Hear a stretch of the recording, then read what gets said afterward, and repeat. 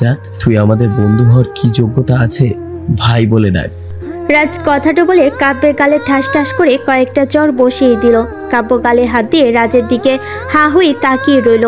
আশেপাশের সবাই তাকিয়ে পড়লো। আকিব কাব্যকে ধাক্কা মেরে, এই, তোর ছোট মুখ দিয়ে যদি আর কখনো আমাদের বন্ধু বলিস, তোর জিভ ছিঁড়ে ফেলে দেব।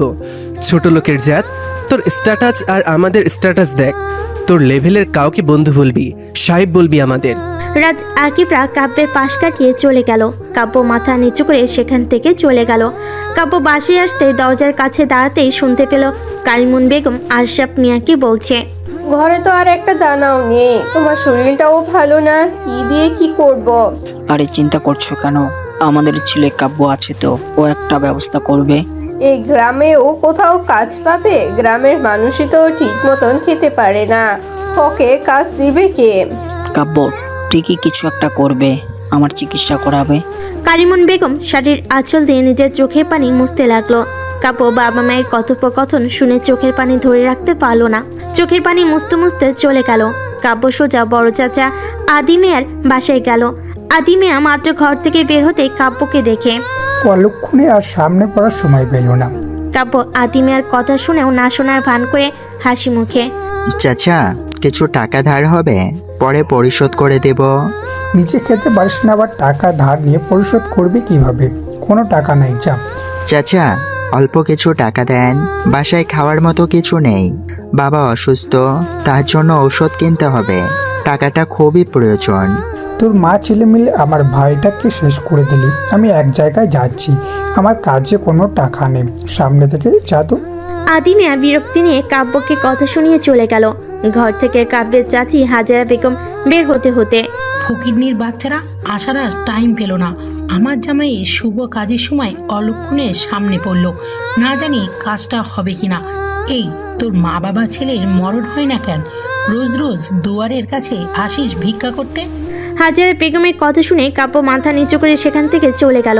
হাজারা বেগম কাব্যকে গালিগালাজ করতে লাগলো। কাব্য হতাশা নিয়ে চেহারা নিয়ে গ্রামের মাটির রাস্তা দিয়ে হেঁটে যাচ্ছে। পেছন থেকে হ্যাপি দৌড়াতে দৌড়াতে কাব্যকে ডাকতে লাগলো। কাব্য অন্যমনস্ক হয়ে হাঁটছিল বলে হ্যাপি ডাক খেয়াল করেনি। হ্যাপি কাব্যের সামনে দাঁড়িয়ে পড়লো। কাব্য থেমে হ্যাপির দিকে তাকালো। হ্যাপি বলল, সে কখন থেকে পিছন থেকে ডাকছি, শুনছেন না কেন? খেয়াল করিনি রে। চাচাই কি বেশি অসুস্থ? হরে, তুই যে তো একটু দেখে আসতে পারিস। বাবা মা যেতে দেই না। হ্যাপি কাব্যের দিকে একটা মাটির ব্যাংক এগিয়ে দিয়ে, ভাইয়া এটা নিন, ব্যাংকটা ভেঙে যা টাকা হয় তা দিয়ে চাচার জন্য ঔষধ আর আপনাদের জন্য খাবার নিয়ে যাবেন। কাব্য হ্যাপির মুখের দিকে হাঁ করে তাকিয়ে আছে। এতটুকু একটা মেয়ে এসব কি বলে? হ্যাপি বলল, ভাইয়া কি ভাবছেন? এটা ধরেন, কেউ দেখে ফেলবে, মা বাবাকে বলে দিলে আমাকে ধরে পিটাবে। কি বলছিস তুই এগুলো? তুই টাকা পেলি কই? স্কুলে যাওয়ার পথে আব্বু টাকা দিত, সেই টাকা বাঁচিয়ে ব্যাংকে জমা করছি। আমি তোর টাকা নিতে পারবো না। তুই কষ্ট করে টাকা জমিয়েছিস আর আমি এগুলো নিব, ভাবলি কি করে? এখন এত কথা বলার সময় নেই। হ্যাপি কাব্যের হাতে ব্যাংকটা ধরিয়ে দিয়ে দৌড় দিল। কাব্য বলল, তুই সবাইকে খুশি রাখতে পারবি? হ্যাপি থেমে পিছনে ফিরে, আমার নাম কিন্তু হ্যাপি, আমার কাজ সবাইকে খুশি রাখা। হ্যাপি কথাটা বলে চলে গেল। কাব্য পাশে যে মাটির ব্যাংকটা ইট দিয়ে আস্তে আস্তে উপরের দিকটা কিছুটা ভেঙে ফেললো। টাকাগুলো এক এক করে বের করলো। টাকাগুলো দেখে কাব্য কান্না করে দিল। হ্যাপি কাব্যের চাচাতো বোন, 4 বছরের ছোট ওর।